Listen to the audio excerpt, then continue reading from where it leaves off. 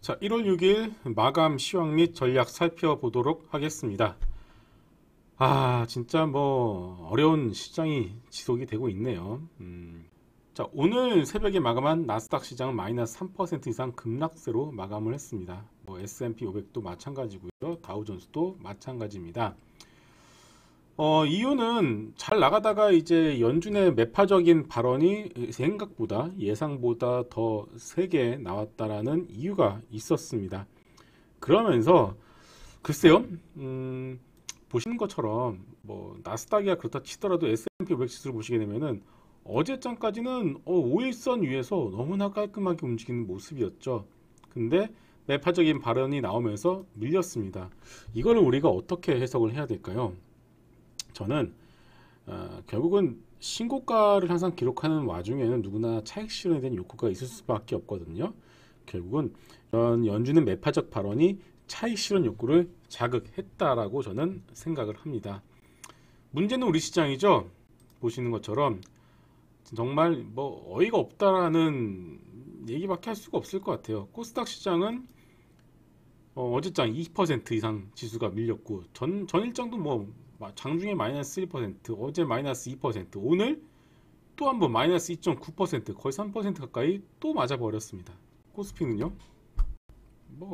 비슷하죠. 코스피 어제장 마이너스 1%, 오늘장 마이너스 1%로 마감을 했습니다. 우리도 이렇게 올라가다가 떨어지게 되면은 많이 올랐다 결국 해외 미국 시장처럼 신고가를 기록한 다음에 이렇게 밀려버리게 되면은 오케이 인정. 근데 전혀 올라가지 못하는 상황에서 10월, 11월, 12월 전혀 올라가지 못하는 상황에서 맞아버렸어요. 결국 수급이 이유가 될 것 같습니다. 제가 전에도 말씀을 드렸지만 수급이 이 시장 하락의 이유인, 즉 수급이 이유의 전부인 시장은 항상 이럴 경우에는 조만간 변곡점이 나오더라고요. 그 변곡점이 하면 정말 아예 작살이 나거나 아니면은 딛고 올라가거나, 그럴 때 중요한 거는 여기서 삼성전자의 어닝 컨센서스가 상향이 되었어요. 그런 상황에서 작살할 가능성은 저는 없다라고 봅니다. 오늘장 현대글로비스가 6% 이상 급등세로 마감을 했고요. 현대차 버텨주고 있고, SK하이닉스 양봉 마감했습니다. 이런 상황에서 이 종목 섹터들, 특히나 포스코 올렸죠. 현대중공업 이런 것들, 조선주들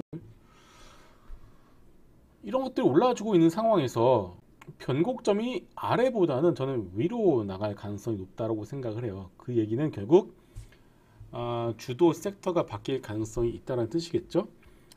자, 그러면은 새로운 주도 섹터가 나올 것인데, 기존 주도 섹터가 무엇인지를 우리가 생각을 해보면 결국 게임, 엔터, NFT, 메타버스입니다. 제가 그렇게 말씀을 드렸던 유메이드 조심하자고 3일 연속 급락하는 흐름이 나왔어요. 다날 마찬가지죠. 다날이 유메이드와 더불어서 올 하반기 최고의 어떻게 보면은 주 중에 하나였거든요. 그 주도주가 밀리고 있습니다. 엔터, 하이브. 누가 보더라도 이미 주도주에 탈락하는 모습이죠. 그렇기 때문에 게임, 엔터, NFT, 메타버스 섹터는 여러분들 작년 하반기부터 주도 섹터였기 때문에 이 변곡점이 지나고 난 이후부터 이들 종목이 올라갈 가능성보다는 새로운 주도 섹터, 새로운 주도주가 나올 가능성이 높다고 여러분들이 보실 필요가 있겠습니다. 자, 어제장 제가 핵심 종목으로 말씀을 드렸던 네이버, 카카오 절대 건들지 마시라고 했죠. 오늘장 또 한 번 급락 흐름이 나왔습니다. 물론 3일 연속 급락 흐름이 나왔기 때문에 최소한의 어떤 기술적 반등 시도는 분명히 할 거예요. 제가 그거는 아마 이번 주 중에 기술적 반등을 시도를 할 것인데, V자 반등? 모르겠어요. V자 반등까지는 일단은 바라시면 안 될 것 같습니다. 특히나 네이버 같은 경우에는 4분기 실적에 대한 노이즈가 있는 상황인데, 네이버뿐만 그러겠습니까? 카카오도 마찬가지죠.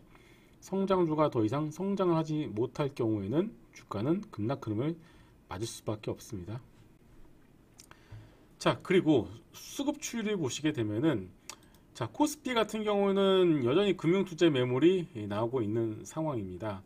연기금도 이제 매도에 동참을 하고 있고, 그나마 외국인들이 이제 뭐 전자와 자동차를 중심으로 좀 사주는 모습이 나왔고, 코스닥은 거의 노답인데, 보시면은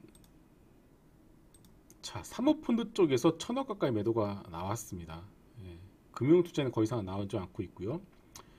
예, 결국 이 사모펀드 물량이 뭐냐면은 오스테 임플란트의 보유 지분만큼 상각시키기 위해서 다른 종목들을 팔고 있는 상황이라고 저는 생각을 해요. 3일 연속 매도가 나왔기 때문에 글쎄요, 이제는 사모펀드 쪽에서도 나올 수 있는 물량은 거의 다 나온 것으로 추정이 되고 있어요. 다만 문제는 이제 개인들의 신용이에요. 개인들 신용 반대 매매가 아마 내일부터 나오기 시작할 겁니다. 이거를 네이버를 풀 신용을 샀어요. 뭐 여기서 샀겠습니까? 당연히 여기서 샀겠죠. 여기서 샀겠죠. 막다. 이제는 못 막을 수밖에 없을 것 같아요. 게임 컴투스 마찬가지죠. 뭐 위메이드 맥스 6%, 10%, 오늘장 12%, 3일 만에 30%가 까였어요. 신용 반대매매 나올 수밖에 없는 상황이에요. 물론 이쪽 섹터들도 결국은 신용 반대 매물을 먹고 올라가려는 또 단기 수급도 분명히 들어올 겁니다. 근데 중요한 거는 주도주의 자리를 다시 가져가기는 조금 애매하지 않을까 싶습니다. 새로운 주도주를 여러분들이 저와 함께 찾으실 필요가 있어 보입니다. 자, 결국 일단은 뭐 증시는 오늘장 미국이 또 한 번 떨어진다고 하더라도 우리 시장에 미치는 영향은 전 제한적일 거라 생각을 해요. 왜냐? 우리는 먼저 맞았고 그동안 못 올랐고 그리고 수급이 어떤 하락의 이유였기 때문에 결국 수급의 문제는 풀릴 수밖에 없다라고 저는 생각합니다. 이 과정이 이번 주에 진행이 되면서 시장은 바닥을 잡을 거라고 저는 생각을 하고 있고, 중요한 거는 여러분들이 섹터에 대한 고민은 충분히 하실 필요가 있어 보입니다. 자, 그나마 오늘장 뭐 현대차 그룹과 뭐 만도 같은 것도 추세를 잘 유지를 하고 있고요. 일단은 시장이 안 보이니까 현대중공업 같은 조선주들, 뭐 삼성 엔지니어링 같은 건설주들, 오늘장 GS건설도 상당히 많이 사는 모습이죠. 깔끔하게 네이버가 3일 연속 떨어질 때 GS건설 3일 연속 올라가는 모습이 나왔습니다. 그렇죠? 예. 근데 이게 주도주가 될 수 있을지는 좀 더 지켜봐야 돼요. 좀 더 지켜봐야 되고, 다만 밀릴 때마다 한 번쯤 매매를 해볼 필요는 있을 것 같습니다. 이런 것들. 예. 그래서 일단은 GS건설 네이버는 아마 반대로 움직일 거예요. 그런데 건설주들의 경우에는 올 한해 상당히 좋을 것으로 예상이 되고 있죠. 누가 대통령이 되더라도 공급은 정말 아찔하게 한다라는 얘기들을 하고 있기 때문에 건설주들의 경우에는 우리가 좀 주목해서 보실 필요는 있어 보입니다. 네. 자, 여러분들 정말 오늘 정말 고생 많으셨고요. 3일 연속 정말 힘든 한국 시장 내에서 여러분들 너무 고생이 많으신 거 잘 알고 있습니다. 그래도 저희 블랙스탁 TV와 함께 여러분들 좀 힘든 구간을 잘 이겨냈으면 좋겠고요. 저희가 선택하는 종목들도 여러분들 관심 있게 보시면서 같이 이제 매매를 하시면 좋을 것 같습니다. 여러분들 정말 수고 많으셨고요. 저는 내일 이 시간에 다시 뵙도록 하겠습니다. 감사합니다.